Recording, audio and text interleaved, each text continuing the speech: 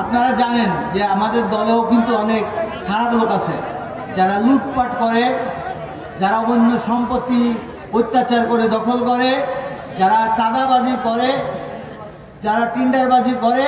ওই সমস্ত ছেলে পেলে আমি যদি দলের নেতৃত্বে কখনো ফিরি, এই সমস্ত লোকের আল্লাহর রহমতে এদের কারো স্থান থাকবে না। আপনারা আমাদের নেতা তারেক জিয়ার কথা শুনেছেন যে উনি বারবার বলে যারা চাঁদাবাজ, যারা মানুষের তা ছিনিয়ে নেয়, ঘাট দখল করে, তার গেট দখল করে, তারপরে ব্রিজের টোল দখল করে, তারা আমার দলের কেউ হতে পারে না। তাকে ওনার কাছে কিন্তু সমস্ত রিপোর্ট আছে, তারা কি করতেছেন ইতিহাস কিন্তু তারেক জিয়ার কাছে আছে। ওয়ালটনের পণ্য কিনে জিতে নিতে পারেন নগদ 20 লক্ষ টাকা। Double million offer, Walton fridge কিনে পেতে পারেন 20 লক্ষ টাকা, রয়েছে কোটি কোটি টাকার নিশ্চিত উপহার। কাজেই আপনারা বুঝে শুনে করবেন। বিএনপি নেতা কর্মীদের কাছে আমার অনুরোধ, এখনো আপনাদের লাইনে আমি এসে দাঁড়াইনি, আমি হয়তো আজ না হয় কাল এসে দাঁড়াবো আপনাদের পাশে। আল্লাহ যদি আমাকে সুস্থ রাখে তাহলে আমি এসে দাঁড়াবো। দাঁড়াতে গেলে এই সমস্ত লোকজন কিন্তু আমার পাশে যা স্থান পাবেন আপনারা। আর একটা জিনিস মনে রাখবেন, আমি যখন এমপি হব বাগেরহাট জনপদে, তখন আমি ওই আওয়ামী লীগ কি করছে আমি দেখতে যাবো না, আমি কিন্তু সমস্ত বাগেরহাট জনগণের এমপি হব।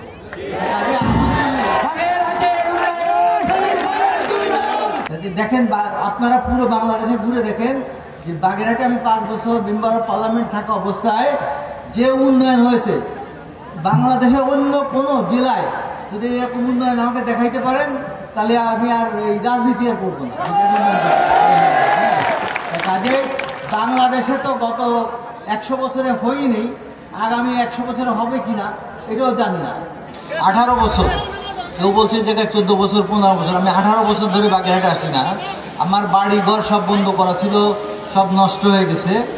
আমার বাগেরহাট নিয়ে অনেক স্বপ্ন ছিল, আপনারা দেখেছেন আমি কি কাজ করেছি বিগত বিএনপি সরকার যখন ক্ষমতায় ছিল তখন আমি কিভাবে কাজ করেছি। কিন্তু আমি নিজে একজন ইন্ডাস্ট্রিয়ালিস্ট, অনেকগুলো ইন্ডাস্ট্রি চালাই, এতে অনেক টাকা বেতন আসে। সরকার কোনো রকম যদি ত্রুটি পায় তাহলে আমাকে যে কোনো টাইমে আটকায় দিবে এবং আমাকে জেলে দিতে হবে, এছাড়া কোনো পথ ছিল না। তাই আমি রাজনীতি থেকে একটু দূরে ছিলাম। কাজেই তারা জানে যে এই দক্ষিণ পশ্চিম অঞ্চলে যদি সেলিমকে আমরা ফাঁকা করতে পারি তাহলে আমাদের মাঠ খালি হবে।